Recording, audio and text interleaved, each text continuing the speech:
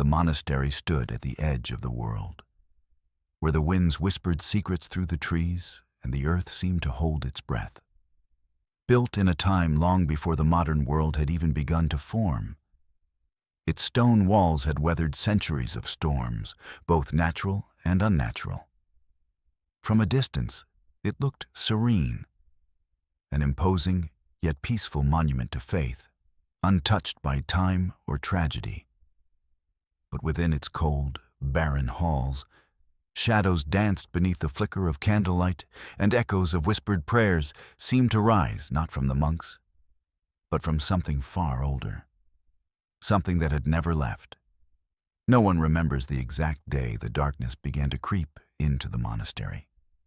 It was subtle at first, a shift in the air so delicate it could have been a figment of the mind, a flicker of movement in the corner of the eye, a strange chill in the heat of the summer.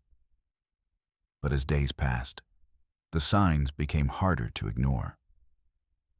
The candles burned with a darker flame, their light casting strange, twisting shadows against the walls. The wind, which had always seemed to hum a gentle, soothing tune, began to howl at night, as if the land itself was crying out in pain. At first, the monks spoke little of it. They were men of God, devoted to their prayers and their service. Their lives were simple, fixed in the rhythm of the sacred, untouched by the sins of the world. But as the days turned into weeks, and the weeks into months, a tension began to build among them. Some of the monks grew restless, their prayers growing shorter, their eyes clouded with something they couldn't name. The abbot, an old and pious man, named Brother Elias, noticed the change most of all. He had devoted his life to the monastery, and though he had lived long in its walls, never had he felt its foundation shake the way it did now. The first death came in the spring. Brother Aelred, a young monk known for his keen mind and gentle spirit, was found in his cell one morning, his body twisted unnaturally, his face frozen in an expression of sheer terror. No wounds marked his body, no poison was found in his food or drink. He had simply died. The other monks gathered around his lifeless form, their faces pale with disbelief. It was an act of God, they told themselves, perhaps a sign of divine judgment, though none knew what for. Aelred had been a good monk, a quiet one, dedicated to his studies. He had never been one to break the vows, never strayed from his path. Yet, there he lay, lifeless and cold. Brother Elias, ever the spiritual leader, offered prayers for the deceased, but his mind could not rid itself of the nagging feeling that something was terribly wrong. The monastery, it seemed, had always been a place of refuge and peace. But now, there was an unease, a stirring deep within the stone walls. Days passed, and life at the monastery continued as it always had. But the unease remained, lingering like the scent of smoke in the air. The monks did not speak of it, not openly, but they could feel the weight of it pressing on their hearts. And then, as the autumn wind began to blow through the towering oaks outside, the second death occurred. This time, it was Brother Caddoc, an older monk whose harsh exterior hid a sharp mind and a compassionate heart. He had been a part of the monastery for decades, his hands weathered from years of labor and prayer. He was found in the garden, his body lying beneath the old stone well, his neck snapped, his limbs contorted in unnatural angles. There were no signs of a struggle, no indication that anyone had attacked him. But there was something else. The deep bruise around his throat, as if a pair of unseen hands had gripped him in the dark. Once again the monks gathered, their faces pale with fear, their hearts heavy with dread. What was happening to them? Why were they being struck down one by one? Was this divine judgment? Or something else? Something darker? Brother Elias knew, in the depths of his heart. that something terrible had entered their sanctuary. And though he tried to keep his composure for the sake of the others, the truth gnawed at him. The monastery was no longer a place of peace. It had become a tomb, a place of death that no amount of prayer could cleanse. As the days stretched on, the murders, for that's what they had become, continued. Each death was more inexplicable than the last. Brother Thomas, the cook, was found with his throat slit, though none had seen or heard a thing. The chapel's bells, once a symbol of the monks' devotion, rang out in the dead of night, their tolls eerie and unnatural. The cold wind that swept through the halls carried with it whispers that seemed to come from the very walls themselves. The monks gathered in the main hall one evening, their faces drawn with exhaustion and fear. The air was thick with tension, and even the flickering candlelight seemed hesitant to burn. Brother Elias stood before them, his hands clasped in prayer, though his heart was anything but at peace. "We must stay vigilant," he said, his voice low and steady. "This is no act of God. We are under a curse, and we must pray for strength in these dark times. But we must also be wise, for I fear that this is no accident. The darkness that surrounds us is not a passing storm. It is a force, and it is growing stronger with each passing day." The monks nodded in agreement, though none spoke. They had grown used to silence, to the cold weight of fear that hung over them like a fog. But deep inside, they knew that Brother Elias was right. There was no longer any question of the cause. This was not divine judgment. This was something far older and far more sinister, something that had awoken from a long, forgotten slumber. In the darkness of the night, as the wind howled and the candles flickered, the first whispers began to circulate among the monks. Some spoke of the monastery's ancient history, of the land it was built upon, a land cursed by old gods long forgotten. Others spoke of the old rituals that had once been practiced in secret, rituals that were rumored to have summoned things best left undisturbed. But whatever the cause, one thing became clear. The monastery was no longer a place of refuge. It had become a prison for those trapped within it, a prison that held not just their bodies, but their very souls. And so, as the monastery's walls grew colder and the shadows deepened, the monks waited.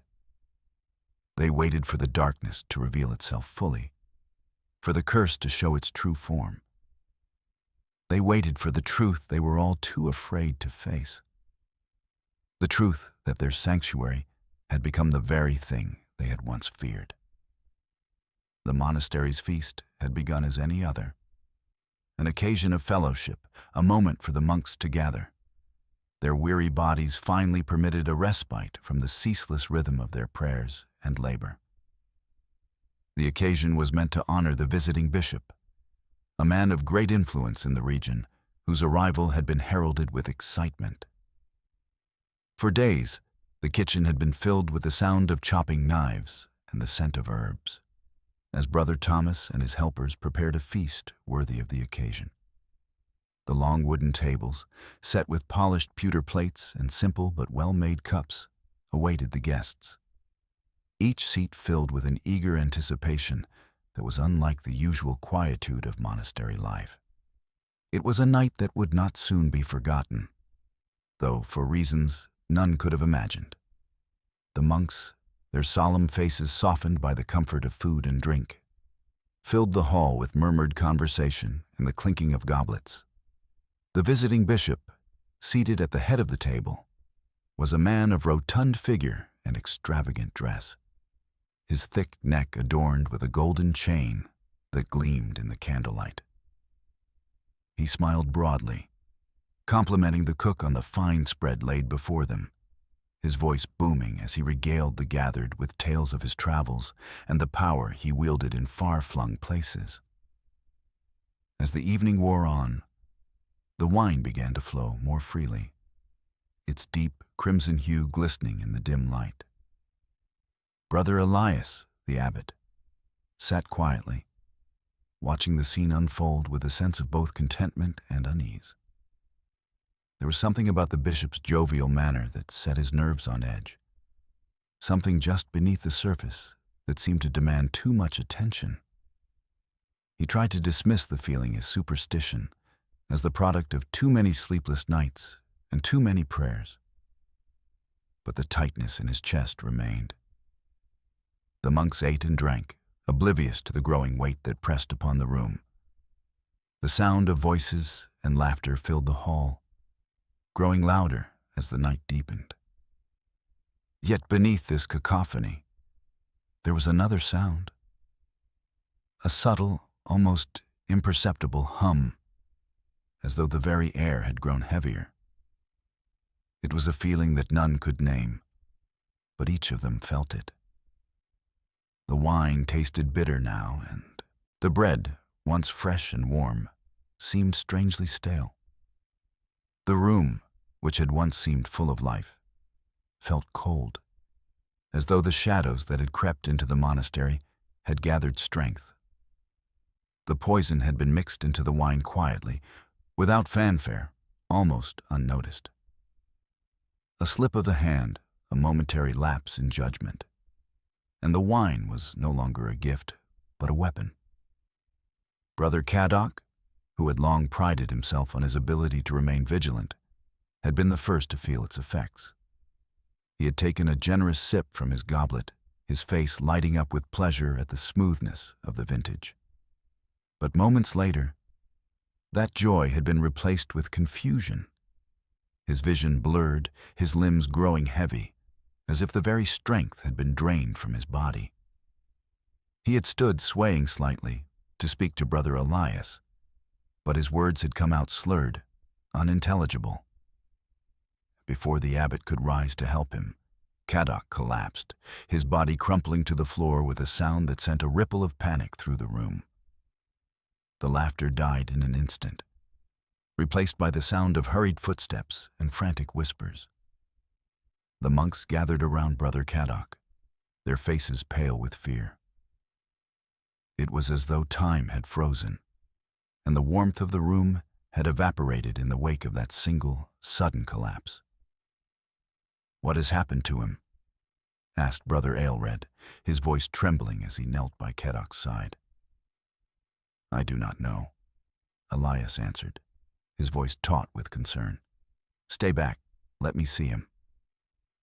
But as Brother Elias bent over Caddoc's lifeless body, something strange happened.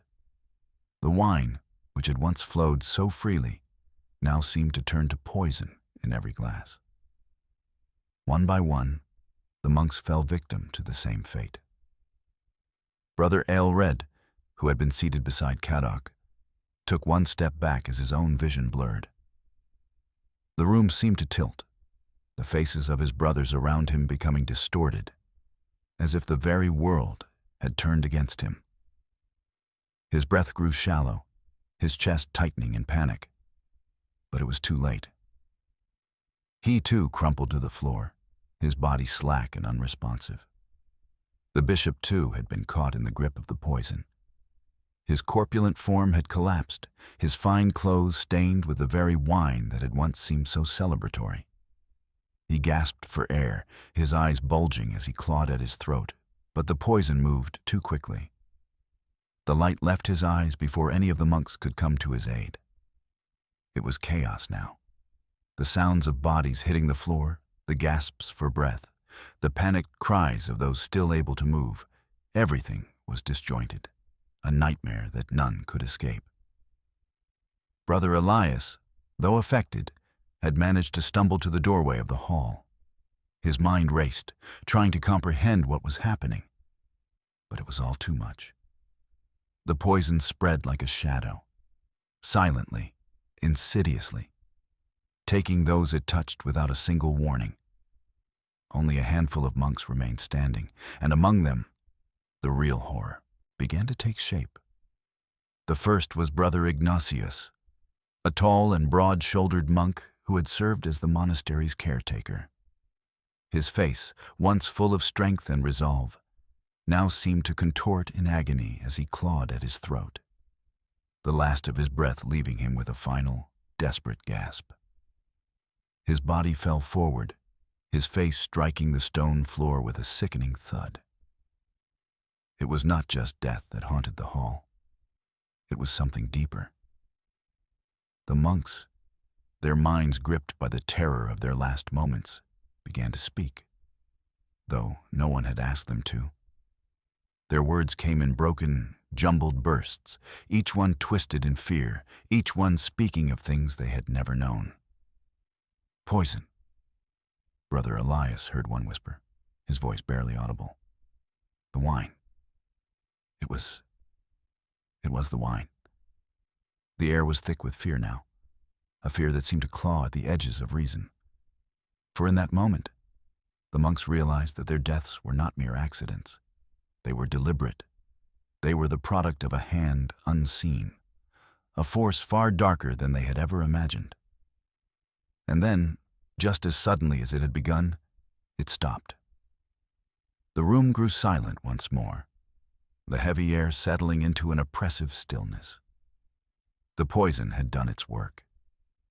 It had claimed the lives of the monks one by one, and the bishop as well. The once bright and lively hall now stood empty, the tables still laden with untouched food and spilled wine. Brother Elias, his mind reeling, slowly turned to face the doorway. His vision swam, and his legs wavered beneath him. But somehow, he stood. There was something he had to do. He had to understand. He had to know why this had happened, why the monastery, his sanctuary, had turned against them all. The last breath of the poisoned feast was drawn, and the darkness that had long loomed over the monastery now seemed to settle within its very heart. The silence in the monastery was deafening, as though the very air had thickened with the weight of the dead. The once sacred halls, now littered with the lifeless bodies of monks and the bishop, stood cold and still, their quiet echoing throughout the stone walls. The feast, which had been meant for joy and celebration, had ended in horror. The sounds of laughter and the clinking of goblets were replaced by the harsh, unyielding quiet of death. The bodies lay where they had fallen, strewn across the floor like discarded toys, forgotten by the world that had once held them in reverence. But there was one who had not fallen, one who had watched the death unfold in eerie stillness, and whose silence was now a grave testimony to something darker. She was a woman of no particular rank, no title, and no connection to the monastery's sacred order. But she had been there that night, hidden in the shadows, watching it all. Her name was Sister Adelina, and her presence in the monastery had been one of quiet anonymity. She had come from a faraway village, seeking refuge from a past she was unwilling to speak of. She had joined the convent under the guise of devotion, but it was clear to those who watched her closely that there was something more to her, something hidden behind the glassy calm of her demeanor. Few knew much about her. Her time was spent in the garden or in the old library, her face seldom seen in the common areas. She never sought to engage with the other monks, her presence always muted, her voice soft but distant. But on the night of the feast, something in her had changed. When the first death occurred and the others followed in quick succession, Sister Adelina did not panic. She did not scream. She did not run for help. Instead, she stood there, hidden in the far corner of the hall, watching the chaos unfold with a strange, detached calm. Her face remained serene, untouched by the panic that gripped the others, her eyes never leaving the bodies that fell one after another. And then, when the last of the monks had collapsed, her silence was finally broken. Not by words, but by a low, deliberate exhalation of breath. The air around her seemed to grow colder, and the shadows in the room seemed to draw nearer, as though responding to her presence. There was something in the way she moved, an eerie grace in her stillness that made it clear she was not just another onlooker. She was not someone caught in the crossfire of a terrible accident. She had known, perhaps even expected, the horrors that had unfolded. As the hours passed and the poison did its work, Adelina moved through the room with a purpose. She avoided the bodies, stepping delicately between them, as though they were nothing more than obstacles in her path. She seemed unaffected by the sight of death, as though it were merely a stage in some greater play that she was playing her part in. Her eyes never once strayed from the lifeless forms around her, her expression never faltering. She reached the bishop's body first, kneeling beside him with the same eerie composure that had marked her from the beginning.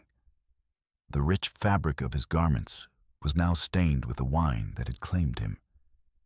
But Sister Adelina's hands did not tremble as she touched the cold flesh of his neck, her fingers tracing the line of his throat with an unsettling tenderness. It was then that Brother Elias, the last living monk who had barely survived the poison, saw her clearly for the first time. He had been struggling to rise from the floor, his body heavy with the weight of the poison that still lingered in his veins. His vision blurred, and his breathing came in ragged gasps. But he managed to push himself up enough to catch a glimpse of her, kneeling before the bishop's body. Who are you?" Elias's voice was hoarse, barely a whisper, but it cut through the air like a knife. Adelina did not respond at first. She simply stayed there, her fingers still caressing the cold skin of the bishop. Then, after what felt like an eternity, she looked up, her gaze meeting his with an intensity that made his heart skip a beat. Her eyes were a pale blue, almost white, and they held a quiet sorrow that sent a shiver down his spine. "I am the last witness," she said softly, her voice like the faintest breeze, barely audible, but somehow all-encompassing. Brother Elias blinked, confused by her words, and his hand instinctively gripped the edge of the table as he struggled to stay upright. "What do you mean? What has happened here?" She stood slowly, rising to her feet with an eerie calm. She did not look at him again, her gaze returning to the bishop's body, her hands still tracing the contours of his figure. The poison was meant to strike not just the body, but the soul, she said, her voice drifting like a whisper on the wind. "The monastery has always been cursed, Brother Elias. Always." Elias's mind was fogged with the poison, but the dread that had clung to him from the moment of the first death now tightened its grip around his chest. "Cursed?" he whispered. "But why? Why us? Why now?" Sister Adelina finally turned to face him, her expression unchanged, as if the question had not even been worth answering. "You've never understood, have you?" she asked, her lips curling into a small, almost imperceptible smile. "The monastery is not a place of peace. It is a place of reckoning. Its walls are not just stone, Brother Elias. They are living, breathing things, and they hunger for blood." Her words were like a sharp edge against his already fragile mind. He shook his head, his breath quickening in the depths of his chest. "What do you mean? What are you saying?" But Sister Adelina did not respond. Instead, she turned her attention back to the body of the bishop, her hands resting gently on his chest, as if in reverence. She did not mourn him, nor did she seem concerned by the violence that had claimed his life. There was no grief in her eyes, no horror, only an odd sense of completion, as though the events had been set into motion long ago, and the inevitable had finally come to pass. Everything in this monastery was set into motion long before you or I arrived, she said quietly, her voice carrying through the room like a distant echo. And now, the blood has been spilled. The curse is alive again, and it will not be the last. Brother Elias felt a chill, as if the very air around him had turned to ice. He wanted to speak, to ask her more, but the words stuck in his throat, and his vision began to swim once more. He collapsed back to the floor, his mind reeling with the implications of her words. Adelina's silhouette disappeared into the shadows, her presence no longer as tangible as it had once been. As she moved through the hall, her footsteps were soundless, her form swallowed by the darkness, and the room was, once again, left in utter silence.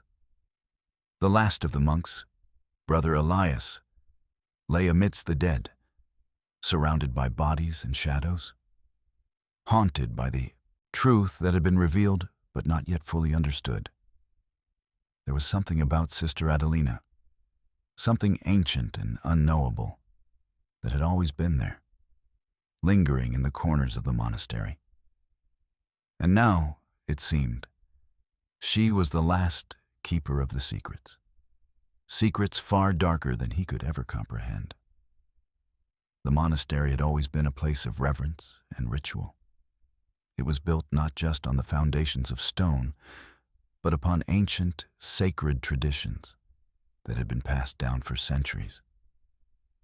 The monks who lived there were bound by vows of silence, of prayer, and of labor, each day a small step toward salvation.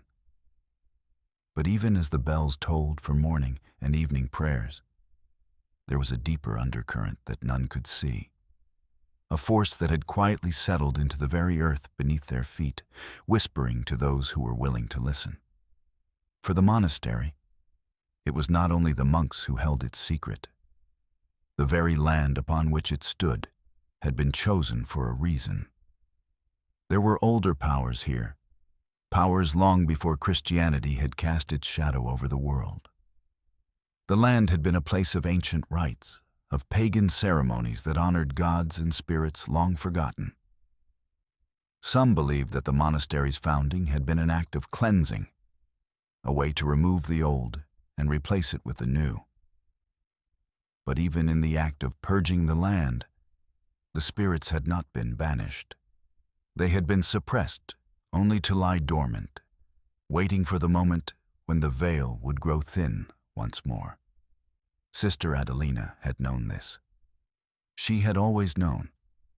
The monastery's rituals, though seemingly benign in their simplicity, were the last remnants of a time when the land had been ruled by different gods.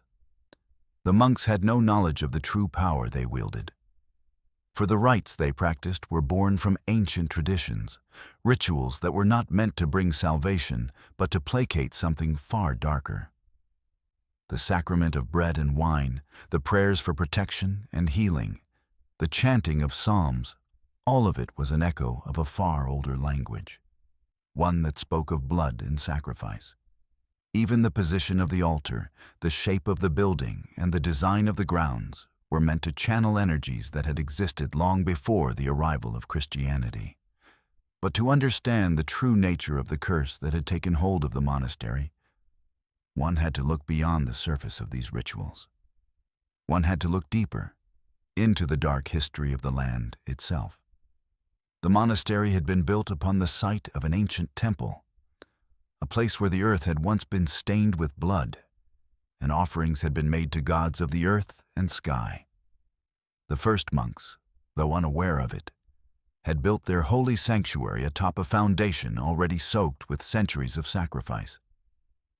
And though the rites they performed were intended to sanctify the land, they had instead woven the threads of a curse deeper into the fabric of the monastery's history. The curse was not born of a single event or a single betrayal. It was the result of a series of actions, a chain of decisions made by the monks who had come before them. Every prayer, every sacrifice, every act of devotion had unknowingly fed the curse. strengthening it with each passing day. And now, as the poison had begun to claim their lives, the monks of this generation were beginning to understand the full weight of their ignorance. Brother Elias had long suspected that something was wrong, but he had never allowed himself to consider the possibility that the monastery was cursed. He had believed the deaths were the result of some external force, some human hand seeking revenge or causing chaos. But now, with the realization that their deaths were not merely the result of human malice, but of something much older and far more insidious, his mind struggled to make sense of it all. How could something so ancient, so beyond their understanding, have been allowed to fester unchecked for so long? Sister Adelina's words, once so cryptic, began to take on a chilling clarity. The monastery is not a place of peace. It is a place of reckoning, she had said. And in the hollow silence that had followed, Brother Elias understood. They were not merely victims of circumstance. They were participants in a ritual that had been set into motion centuries ago, long before any of them had been born. And the poison that had claimed the lives of his brothers, was not just a weapon, but a sacrament, a final offering to powers that had never truly been forgotten. As Brother Elias lay among the dead, struggling to breathe, his thoughts drifted back to the rituals he had witnessed throughout his life in the monastery. They had always seemed so simple, so routine. Prayers for the dead, prayers for the sick, prayers for protection from the forces of darkness. But as he lay there, slowly succumbing to the effects of the poison, he realized the prayers were not enough. They had never been enough. The rituals performed by the monks were not designed to protect them. They were designed to keep the spirits at bay, to keep the curse locked away in the earth. The blood that had been spilled in ancient ceremonies had been forgotten, but it had never truly left. It had merely been buried beneath layers of time and religious dogma. And now, as the curse awoke, so too did the hunger of the earth. The land, once fertile and vibrant, now thirsted for blood once more. It was the curse of the land itself that had driven the monks to their doom. The ancient gods, the ones that had been buried by the founding monks, had never left. They had simply waited, watched, and bided their time. They had known that the monastery would be built upon this land, and they had known that the monks, in their ignorance, would unknowingly awaken the curse that had been dormant for centuries. The poison was the final act, the culmination of a long history of sacrifice, of bloodshed, of rituals that had always been more than they seemed. It was not the work of a single man, but of a force far greater, a force that had been waiting for the right moment to strike. Brother Elias had always believed in the power of prayer, in the sanctity of their holy rites, but now he understood that the rituals were not enough.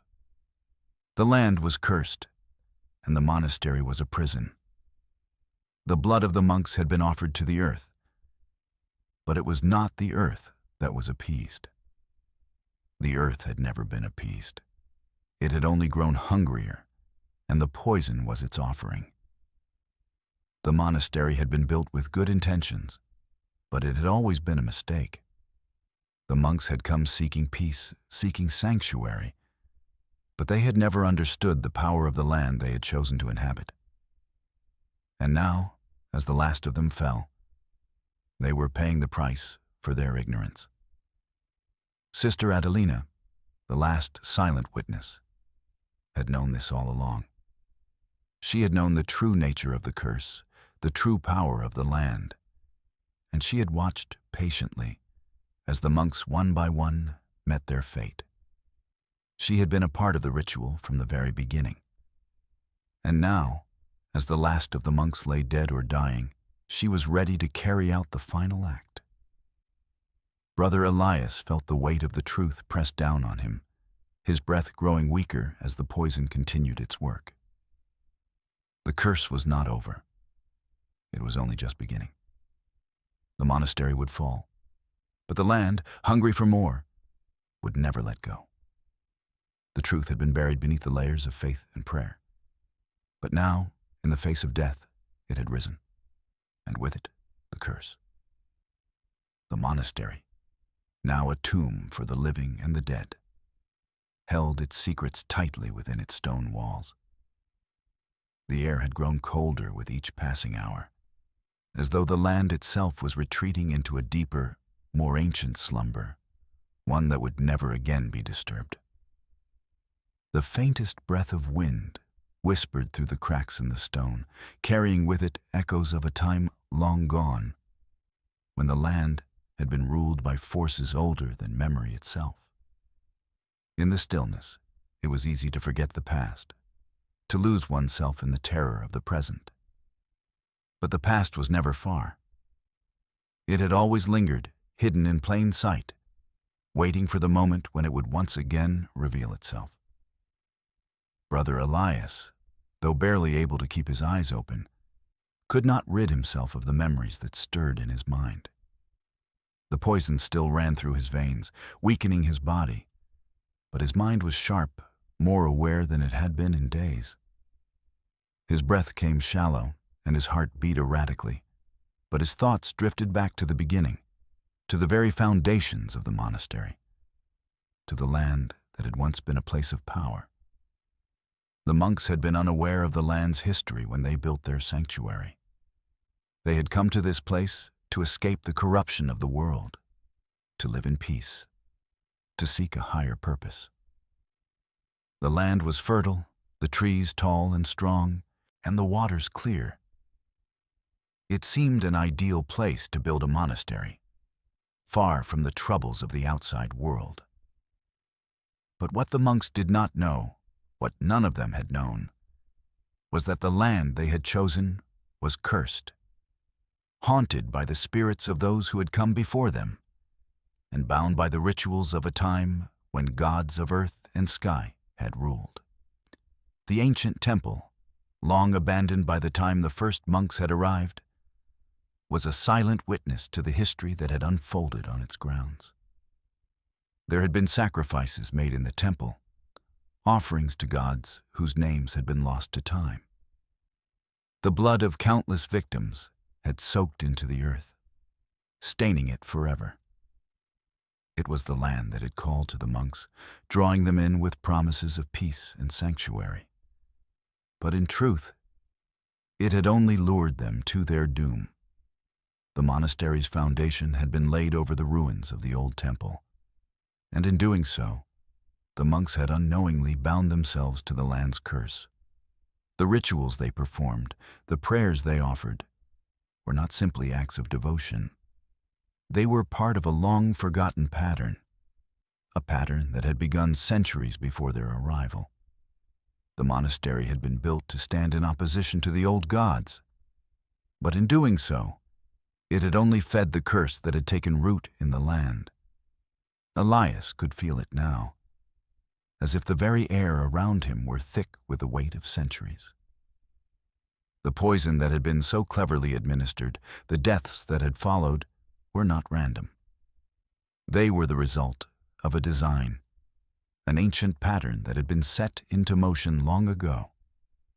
The curse had been awakened, and now, with each death, it was growing stronger.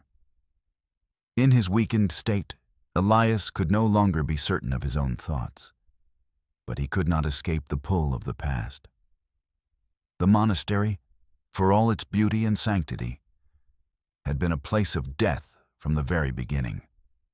It had been built over the bones of the old, and the blood of the fallen had never truly been washed away.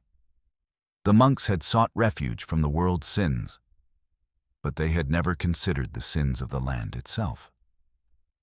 Now, as the poison spread through his body, Elias understood the truth he had refused to acknowledge. The monastery had been built on blood, and it would return to blood. Sister Adelina's words echoed in his mind, clearer now than ever before. The monastery is not a place of peace. It is a place of reckoning. She had known. She had always known. Adelina had been there for far longer than the monks realized. Her silence, her presence in the shadows, had been a part of the monastery's curse from the start. She had understood the power of the land, and she had waited, watched, and bided her time. The moment of reckoning had arrived, and with it, the past had come rushing back to claim its due. Brother Elias's thoughts began to swirl as the poison continued its work. He could feel the darkness closing in on him, the shadows that had always lingered at the edges of his consciousness now creeping closer, wrapping around him like a vice.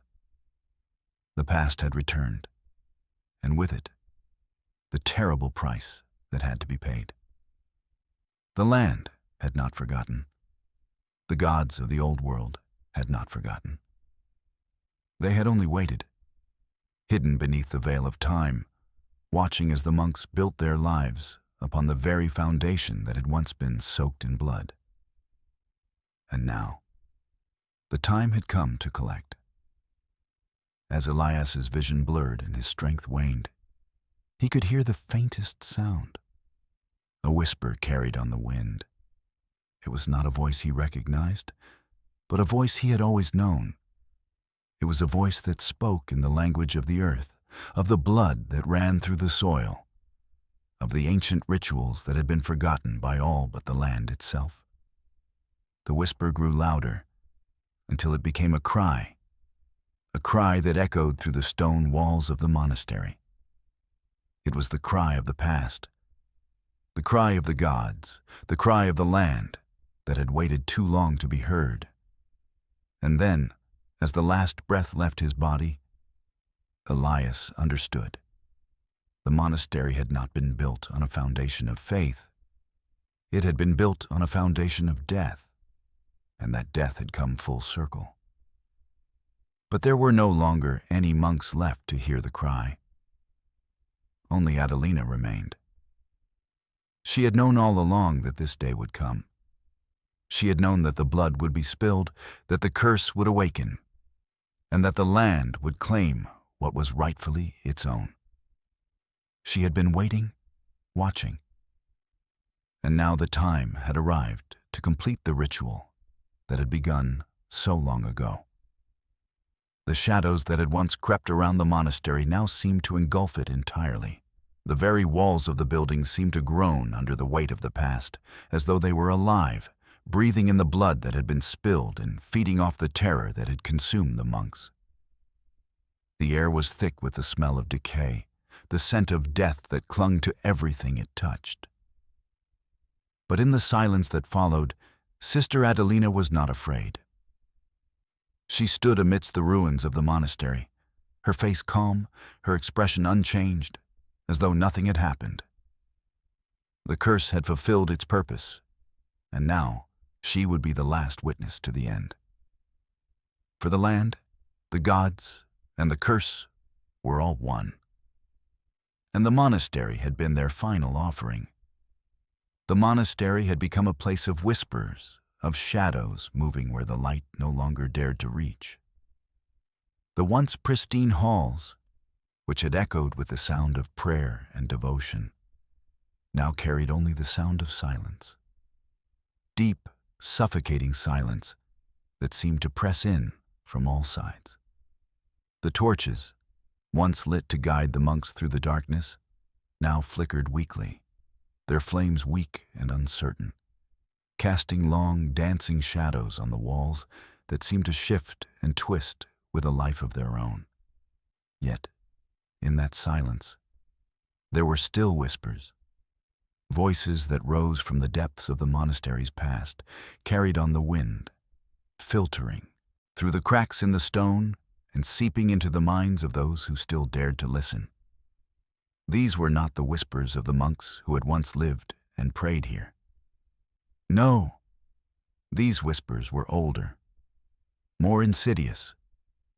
They were the voices of the land itself, of the ancient gods who had once been worshipped here, their dark presence now fully awakened. Sister Adelina, standing alone in the heart of the monastery, heard them clearly. She had always heard them. They had been with her for as long as she could remember, their voices always just beneath the surface, urging her onward, pushing her toward the inevitable conclusion. And now, with the last of the monks dead, the curse fulfilled, they had become louder, clearer, and more insistent. The wind outside howled through the narrow windows, but inside the monastery, the air was still, as though time itself had stopped. There was a heaviness in the air, a palpable weight that made it hard to breathe, as though the very atmosphere was thick with the power of the curse. The land had claimed what it was due, and now it was content, for the moment at least. But even in its contentment, it was restless. It always was. Adelina moved through the hallways of the monastery, her footsteps silent against the stone floor. Her eyes, once soft and distant, now glowed with an eerie intensity. There was no fear in her, no hesitation. She was the last one standing, the last witness to the horror that had unfolded here, and she was ready for what would come next. She had always known that this was her purpose, to witness the final act, to bear witness to the end of the monastery and the return of the darkness. As she passed through the main hall, her gaze fell upon the rows of bodies that had once been her brothers in faith. Their lifeless forms lay scattered across the floor, twisted in the aftermath of their deaths. The poison had worked swiftly, claiming them in mere moments. There was no sign of struggle, no final cry for help, just the stillness of death, a death that had been long foretold.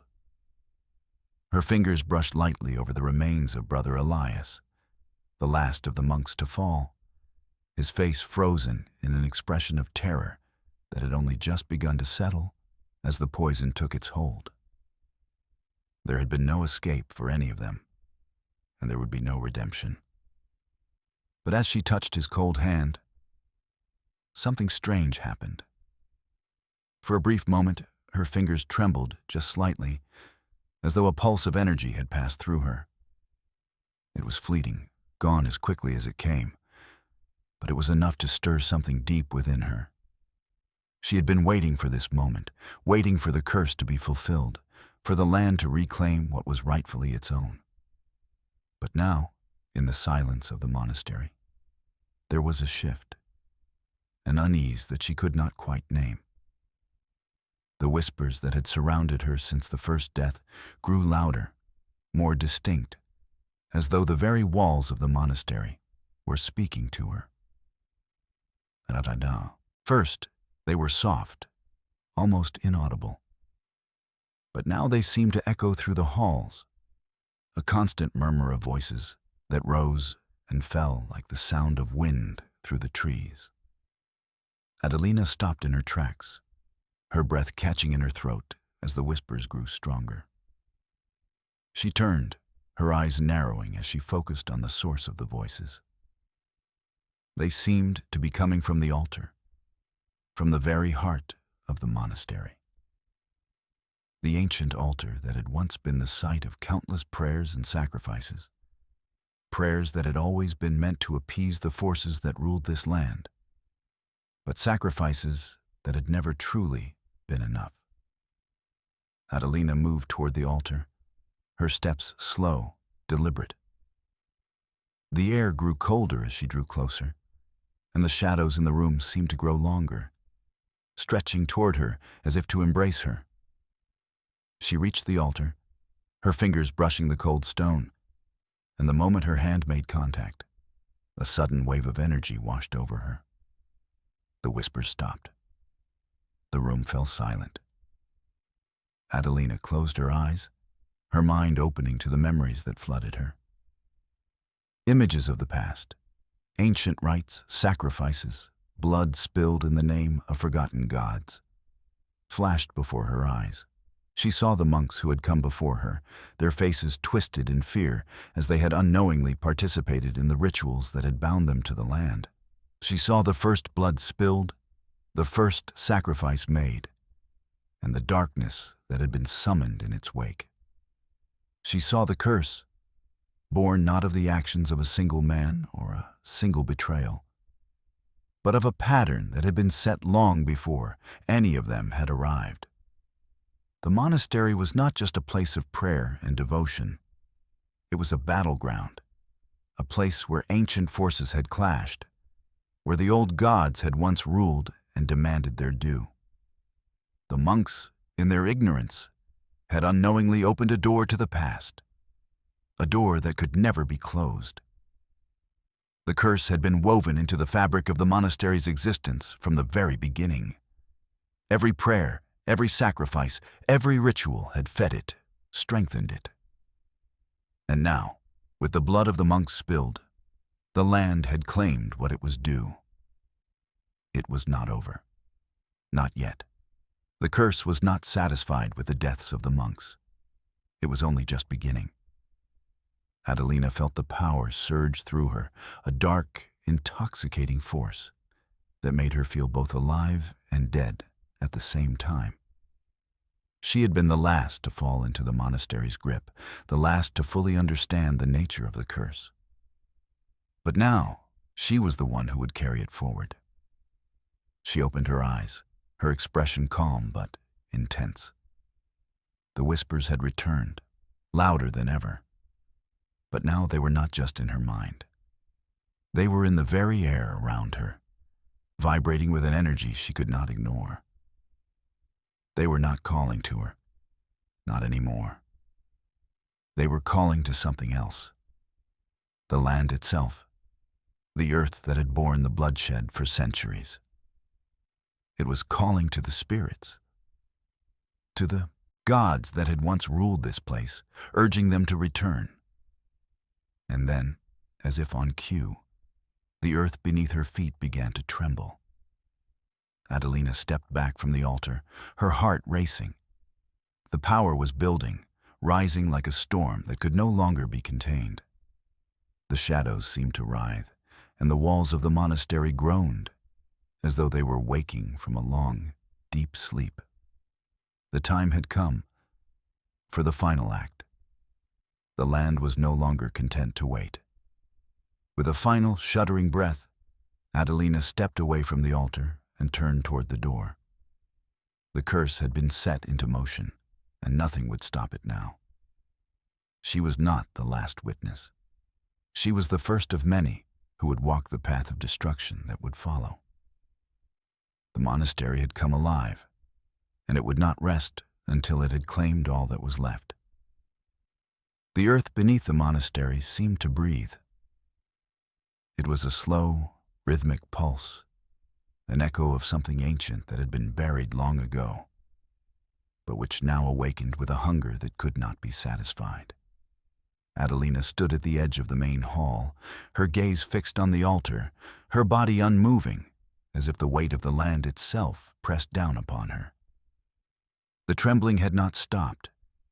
It was growing stronger, the vibrations reverberating through the stone, creeping into her bones, her heart.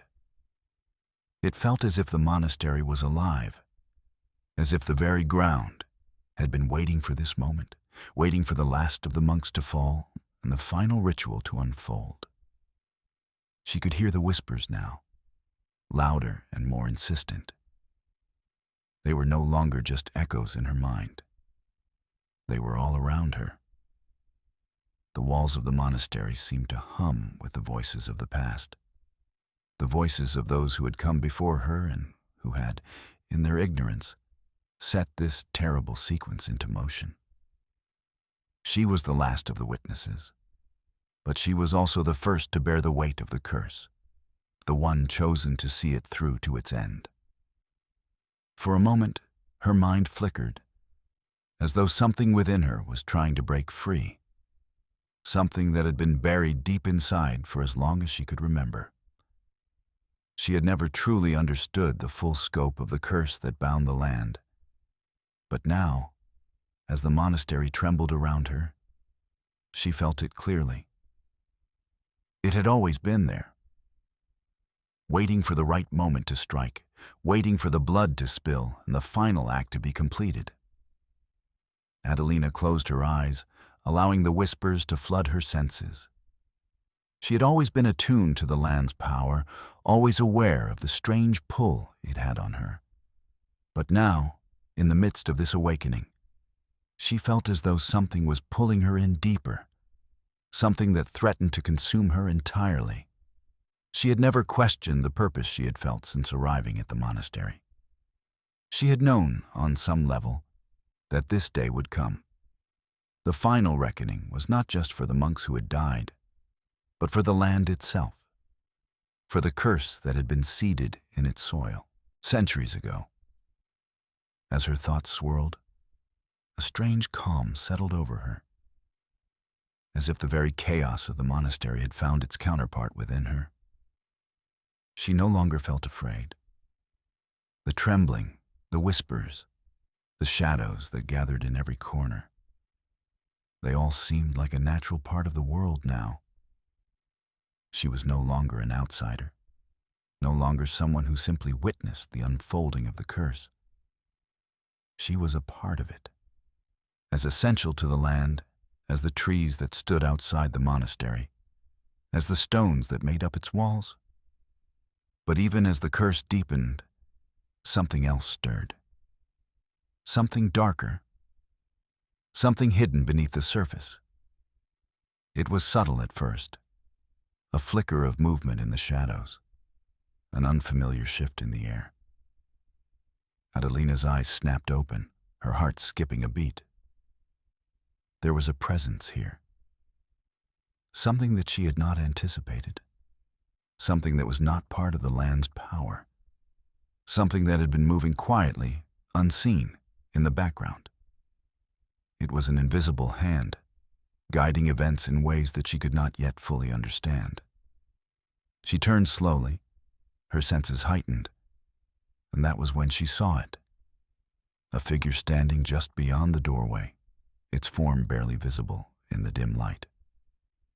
It was not one of the monks, nor was it anything she had encountered before. It was a man, though his face was obscured by the shadows, his outline blurred, as though he were not entirely present in this world. The figure moved, and Adelina's breath caught in her throat. She recognized it instantly, not through sight, but through a deep, primal understanding. This was not just any man. This was the unseen hand, the one who had been pulling the strings from the very beginning. This was the force that had been lurking in the background, guiding the monks, manipulating events in subtle ways, ensuring that the curse would unfold as it had. Adelina took a step forward, her eyes narrowing, trying to make sense of the figure before her. She had heard whispers of the unseen hand, of a presence that existed beyond the realm of the living and the dead, a force that could shape the fate of men and land alike. But she had never expected to encounter it in person. The figure's presence was not a physical one, but something far more insidious, something that existed in the spaces between moments, in the cracks between worlds. "You," she whispered, her voice trembling with both fear and recognition. "You've been here all along." The figure did not respond. It simply stood there, motionless, watching her with an intensity that seemed to penetrate her very soul. There was no malice in its presence, but there was a weight, a sense of inevitability that hung in the air. The unseen hand had never been far from the monastery. It had always been part of the land's curse, part of the ritual that had been set into motion centuries ago. But it was not a force that could be easily understood. It was an agent of fate, working behind the scenes, nudging events in a particular direction, ensuring that the curse would eventually come to its conclusion.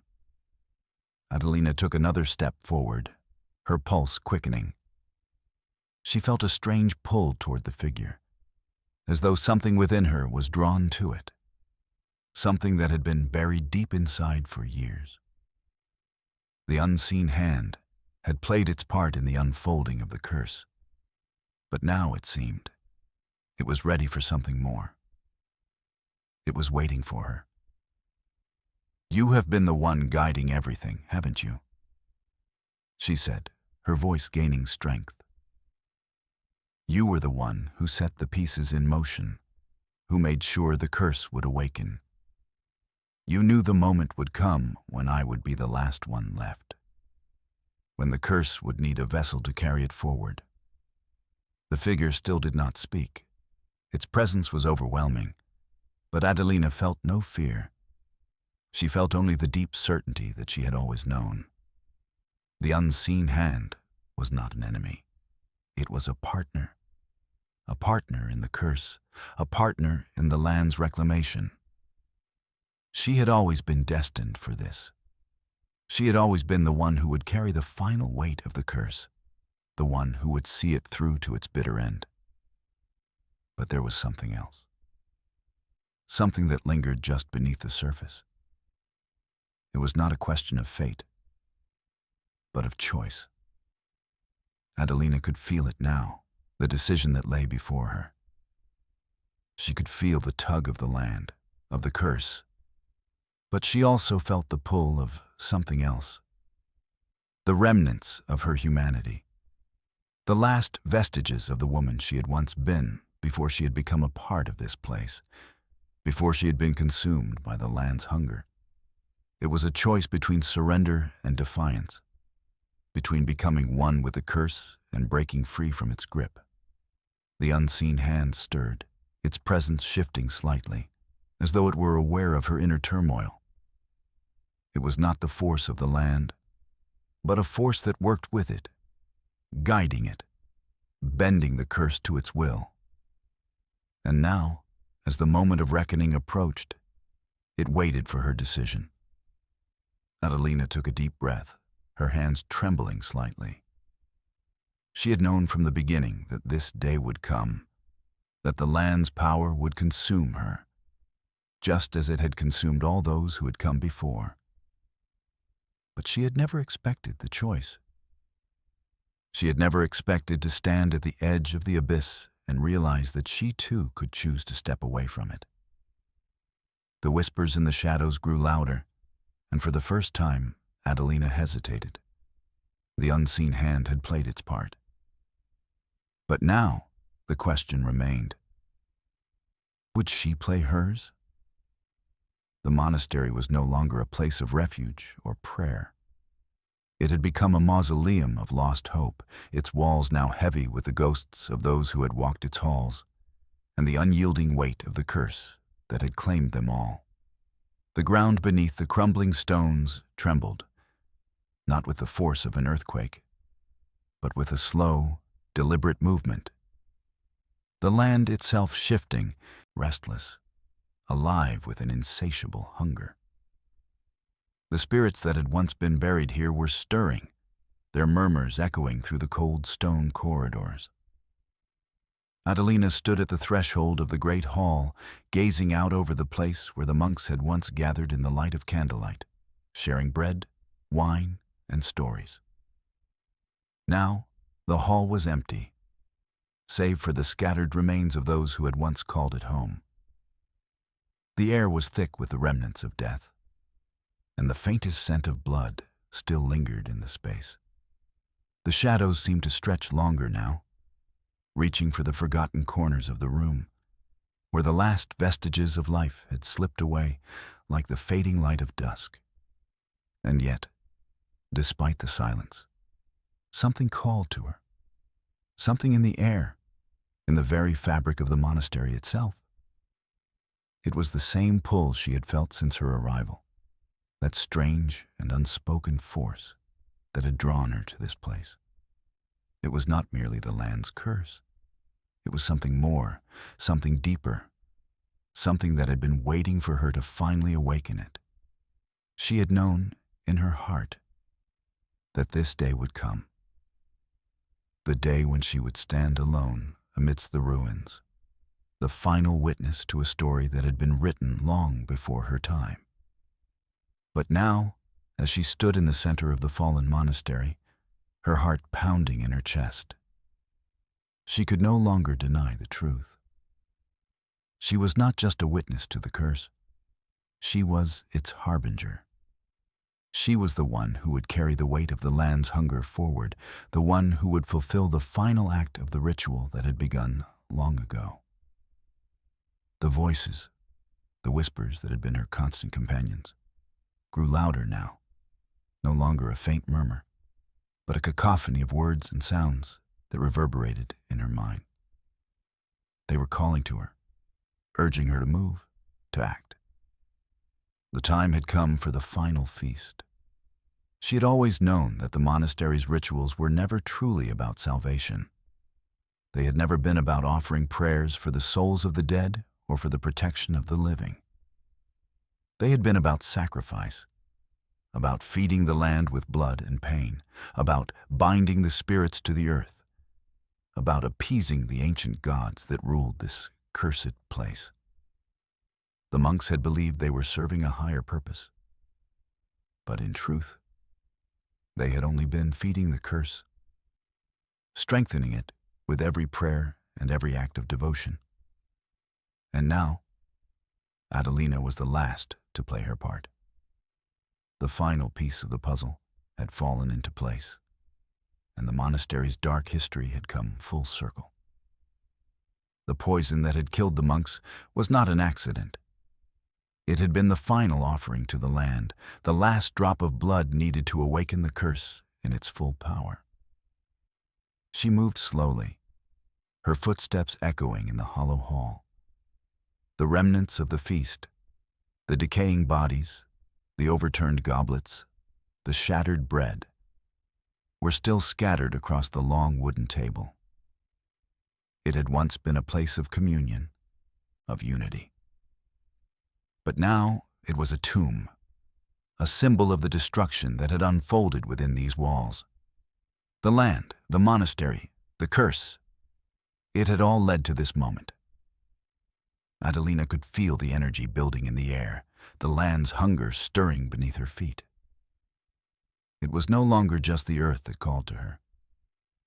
It was the very spirit of the monastery, the spirits of the monks who had died here, and the ancient gods who had once been worshipped on this ground. They were waiting for her to carry out the last act of the ritual. She approached the table where the bishop's body lay, his face frozen in a final expression of horror. The wine that had once flowed freely, the wine that had been poisoned, still clung to the goblets, its deep crimson hue now a symbol of the blood spilled in the name of the curse. Adelina reached for the goblet, her fingers grazing the cool surface of the stone table.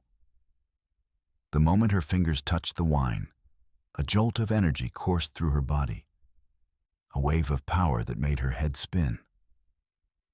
The whispers grew louder, the voices of the dead pressing against her mind, urging her to continue, to finish what had been started. It was not just the monastery that hungered now. It was the land itself, the ancient forces that had once ruled this place, the spirits of the old gods who had been forsaken by the monks. They were hungry for more, and Adelina was the vessel through which they would feast.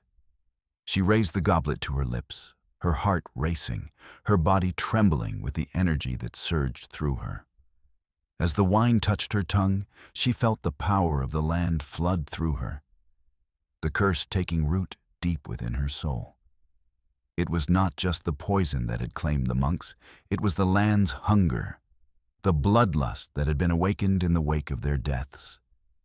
Adelina felt the power build within her, the land's hunger filling every inch of her being. She was no longer a woman. She was something else. Something far older, far darker. The voices in her mind merged with the whispers of the past, the echoes of the spirits who had been trapped here for centuries, waiting for their moment to return. She lowered the goblet and placed it carefully on the table. The whispers were no longer just voices. They were a presence, an ancient force that had risen from the depths of the earth. The monastery was no longer a place of worship. It was a place of sacrifice, a place where the land's hunger would be fed, where the curse would be fulfilled. Adelina turned, her gaze sweeping over the fallen bodies of the monks, the bishop, the ones who had once lived in this place, believing they were serving a higher purpose. But now, they were nothing more than offerings to the land. Their blood spilled to awaken the curse, to feed the hunger that had been lying dormant for centuries. The land had taken what it was owed. The monastery, now nothing more than a hollow shell, had become the final stage of the ritual, and Adelina, the last witness, had become the last vessel. She stepped away from the table, her eyes still fixed on the bodies around her. But now, there was no sorrow in her heart. There was no fear. There was only the hunger, an insatiable hunger that would never be satisfied. The curse had not been broken. It had only been passed on. The monastery, the land, the curse, it would all continue. And Adelina would be the one to carry it forward. As she moved through the hall, the land responded, the shadows seeming to reach out to her, to guide her toward the door. The monastery was no longer a place of prayer. It was a place of feeding. And now, it would never be empty again. The monastery stood in the grip of a silence so profound, it seemed to stretch beyond the reaches of time itself. The echoes of the past, the whispers of forgotten gods, still lingered in the air, thick and heavy. But for the first time in centuries, there was a palpable sense of finality, a sense that the long-forgotten forces that had once ruled this land had finally found their moment, had finally awoken from their slumber, with hunger that could never be satiated. Adelina, once a quiet and reserved figure in the shadows of the monastery, had become something else entirely. The poison that had coursed through the bodies of the monks had been but a catalyst, awakening something deeper within her, something she had never fully understood.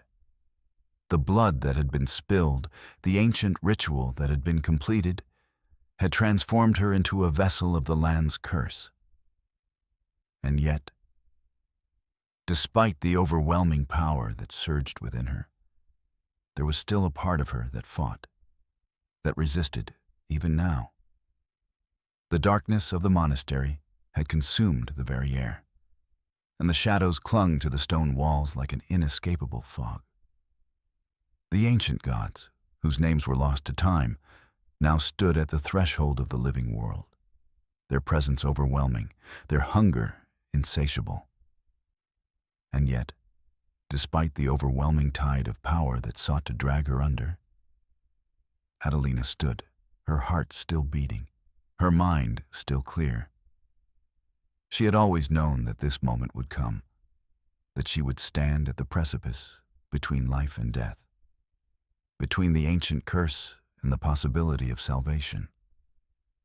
But what she had not anticipated was the choice that still lingered in the darkness. The whispers had never stopped. They filled her mind with promises of power, of release, of a world where the curse would reign supreme. The land had been patient, waiting for centuries for this moment to come to fruition. And now, the time had arrived for the final act to be carried out. But as Adelina stood in the heart of the monastery, the weight of the curse pressing down on her, she felt something stirring deep within her, a flicker of the humanity she had almost lost. Was it possible to break the curse? To end the bloodshed that had begun long before she had arrived?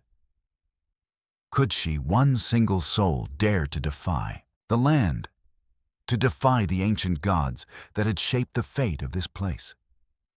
The question burned in her mind, gnawing at her, even as the darkness seemed to rise up around her. She knew what was expected of her. She knew that the power she had awakened would demand a sacrifice, and she had been ready to make it.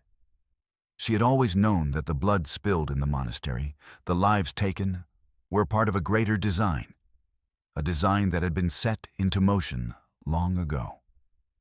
But now, standing on the edge of the abyss, she realized that she did not have to give in.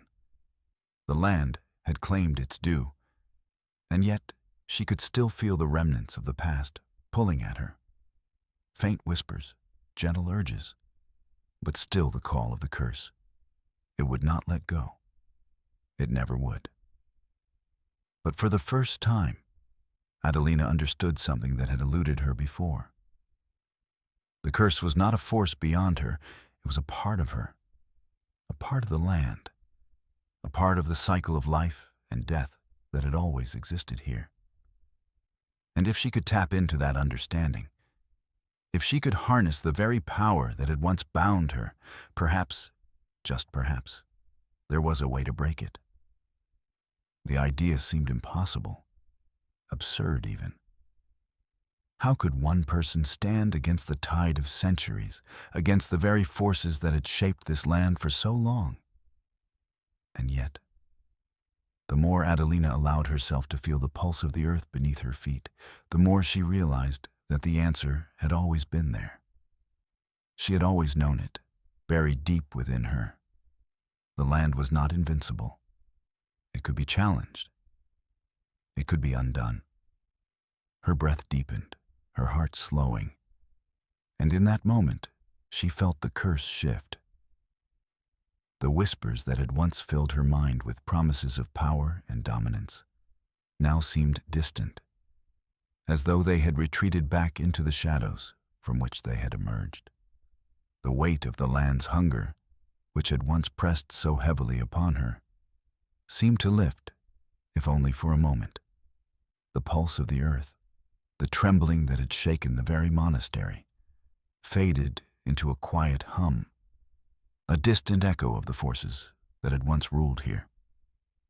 Adelina took a step forward, her eyes fixed on the altar, the sight of so much bloodshed, so much sacrifice.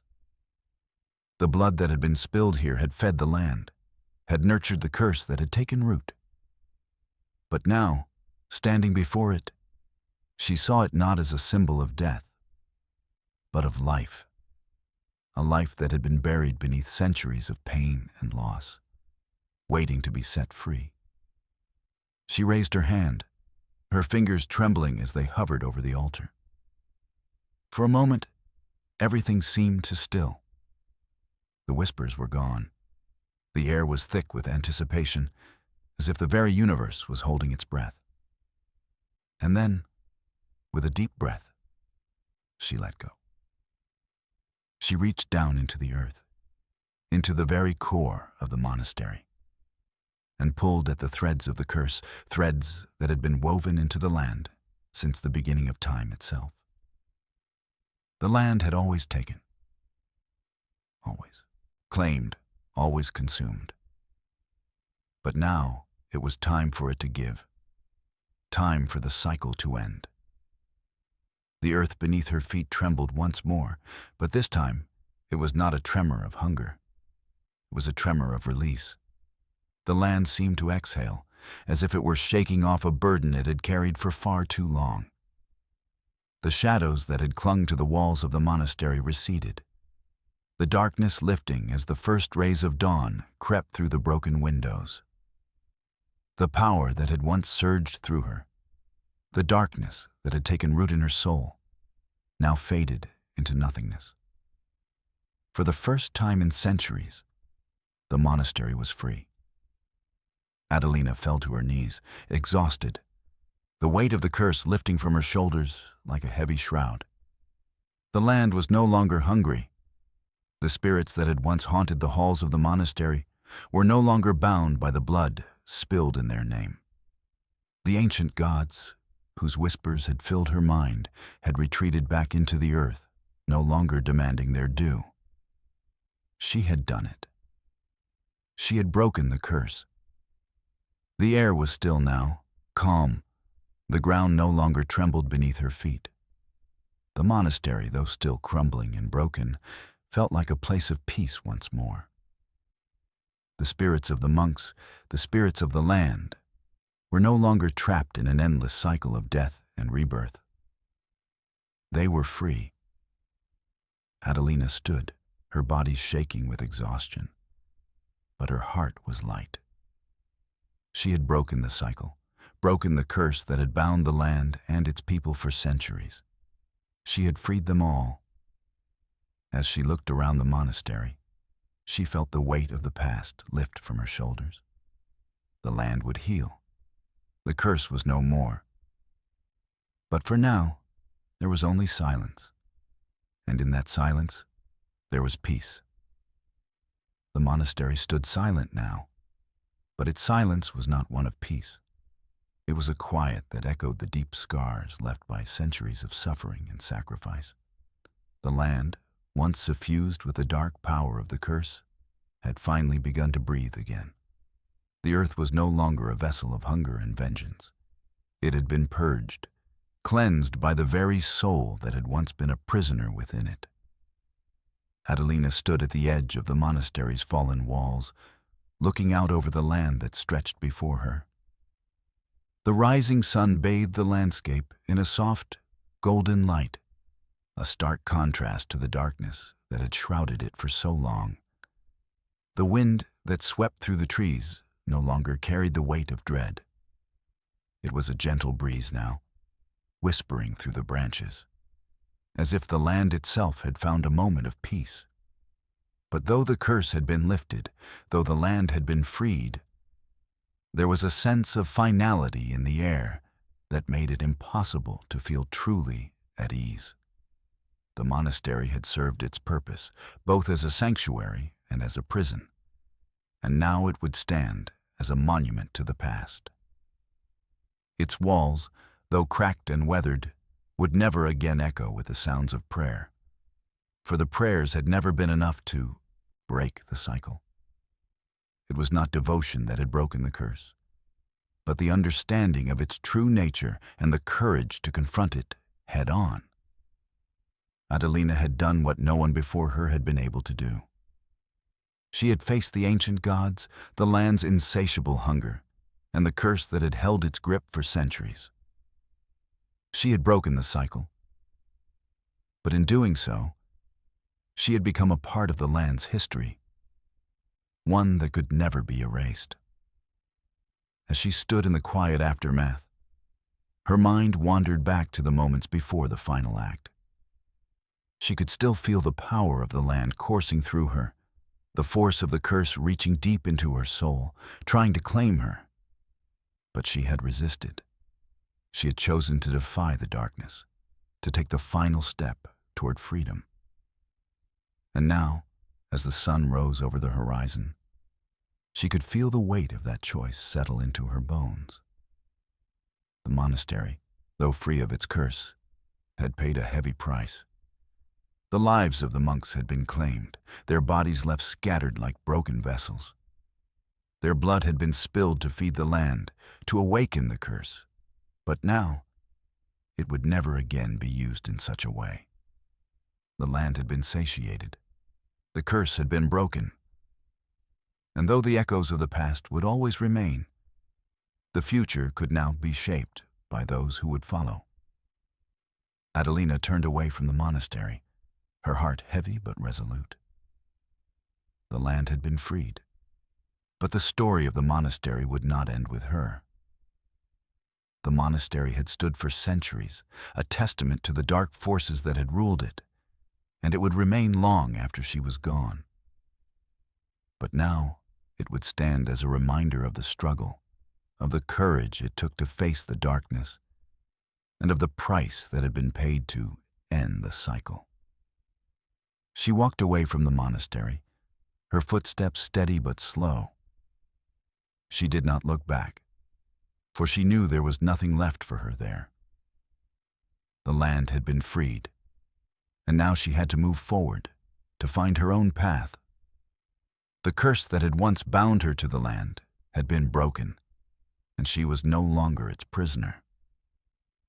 As Adelina walked through the woods, the familiar trees and foliage seemed to welcome her, their branches swaying gently in the breeze.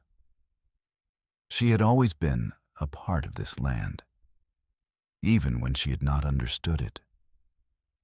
The land had always called to her, had always whispered its secrets, and now she understood why. She had been chosen, not by the land, but by something deeper, something more ancient. She had been the one who would bear the burden of the curse, the one who would carry it forward until the moment came when it could be broken. And now, that moment had arrived.